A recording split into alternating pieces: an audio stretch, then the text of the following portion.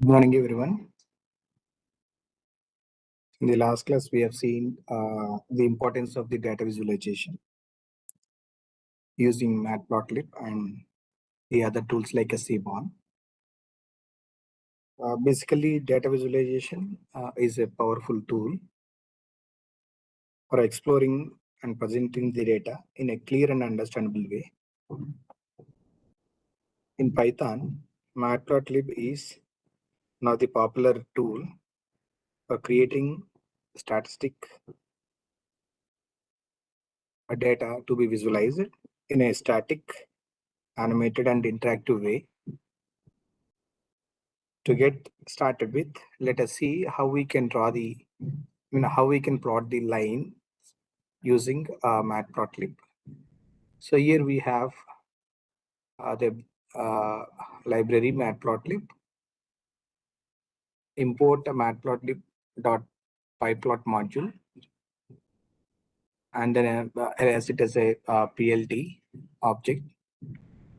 Now you can access all the methods of a pyplot module using an object called PLT. And then basically, let's use the style of a image from pyplot. There are different sort of styles can be used as a background of your plotting.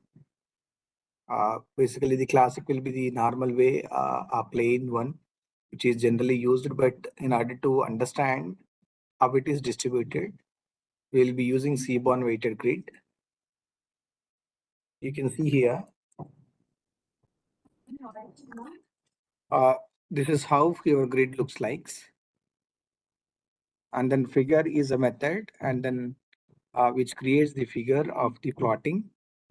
And then axis will create the axis where you will draw the plotting for the different values. Now you can look at this grid environment.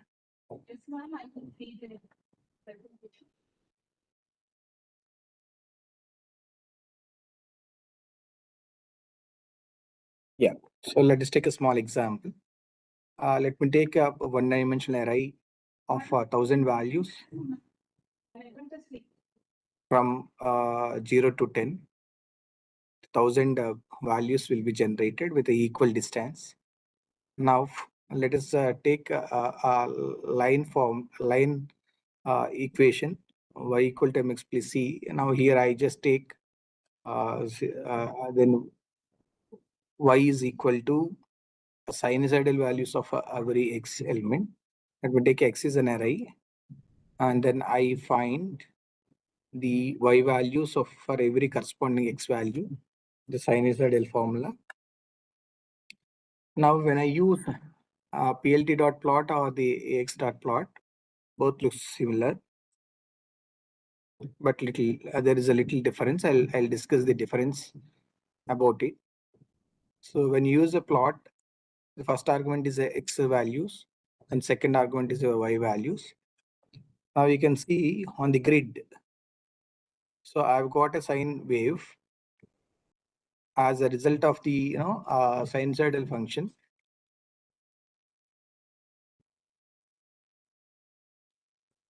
Now let us see how we can capture the different features of this line graph. I just measure y equal to sine of x. Then using plotting, let us draw the multiple lines on the same grid.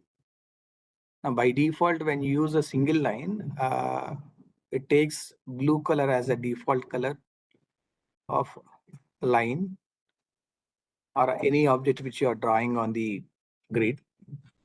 So you can also draw the multiple lines on a single object called PLT object.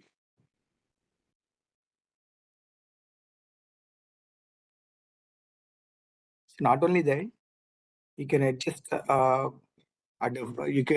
the features like color, style, and its width, and the marker, and to talk about the attribute color of a plot function. So you have different options, and you can use the standard strings like red, green, blue, cyan, magenta, yellow, and black are full strings as a value to the color attribute of a plot function. Apart from it, you can also use a single letters as a string to an attribute color, like the same RGB CMYK, where R stands for red, G stands for green, B stands for blue, and so on. And our values usually vary from 0 to 1 with a grayscale. So you can set up the grayscale of a color 0 to 1. And as you all aware that the HTML color codes can also be used to give a coloring to the line plotting. So this is how when I use this, I just draw the multiple lines. There are many, the lines drawn are using the same function.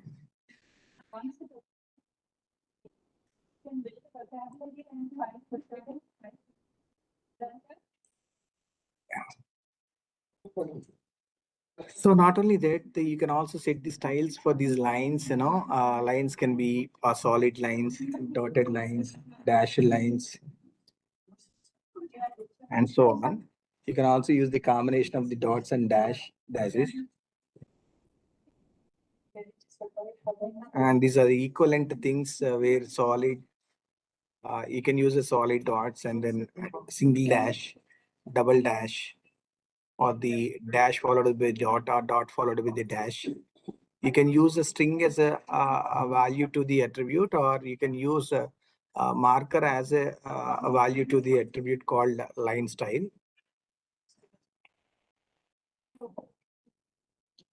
Right. So when you plot with it, you will get this kind of a plotting, right?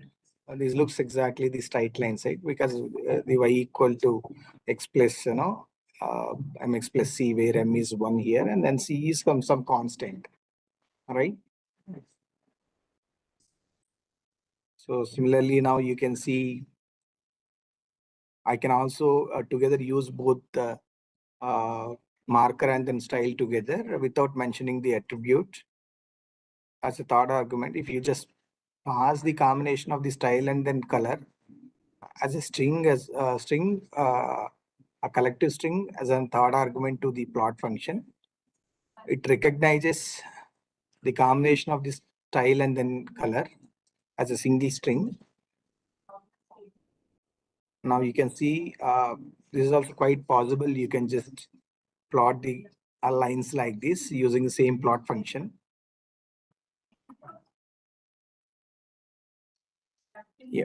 So far we have seen how we can draw the simple line using uh, x and y values with the plot. And this is not sufficient. Sometimes you need more information about the plotting. Like, you need a title for this image, I mean to say figure. And sometimes you need more information. What is this x value? What is this y value? And then what is this line is all about? Then what you do is you can label them.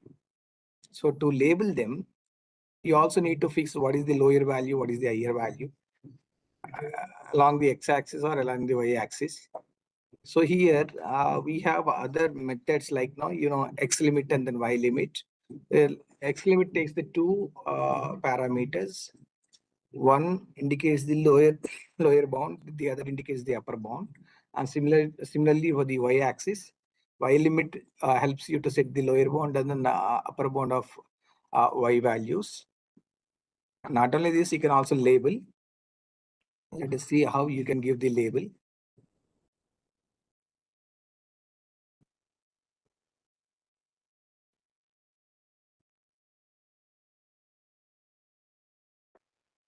Just see at the piece of this section.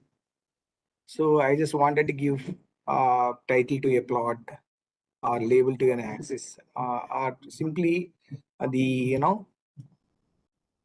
legend. We call it as a legend, where legend consists of the information about the plotting features and its marker and its symbols and then color and all. So simply the plt.title function helps us to give the title to the entire figure. The x label function, you can just label it the x-axis, and then y label helps us to label the y-axis.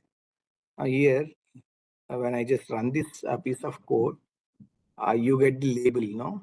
So now I got the three labels. One, of course, is the title to the entire figure, and then x I gave as a label to x-axis, and then this sinusoidal value of x, I mean sin x, is given as a label to y-axis. The position, size, and the style of these labels can also be adjusted. Right? You can also adjust, I mean to say, the position, its size, and then style together. Now you can see how we can adjust it. Observe here, as a third argument, I already told you, you can see without mentioning the attribute.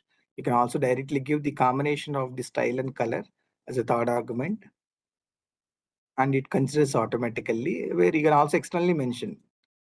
All are possible. That's what this is, very flexible for us to easily enable the features, I mean the graphic features to the figures being generated.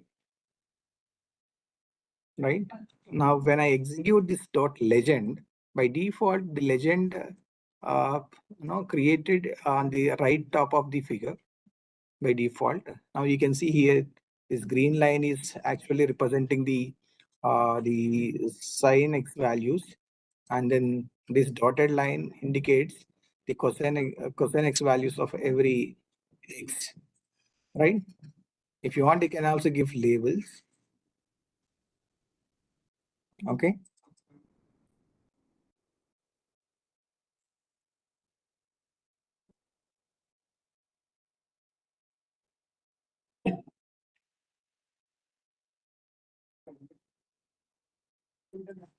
So if you wanted to set them permanently to all the graphs, you can also set it using a separate function called as a set. Where the set function works with only axis object, not the PLT object. That's what I just built, an object called AX on top of the pyplot object called PLT. Then you can simply plot a graph, a line graph for your x and y values. You can check it here. After I run this, so what has been set, I just set the x lower limit and upper limit, y lower limit and upper limit, labeling the x-axis, labeling y-axis, and also setting the title to the entire figure in one go. So depends upon your requirements.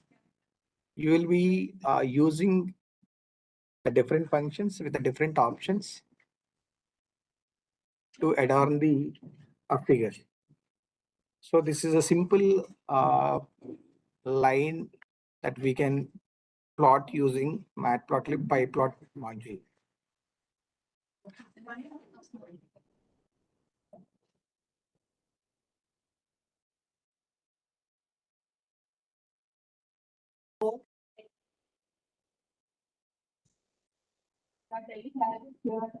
Uh, Give me just 5 minutes of time. I'll go to my room and then continue it.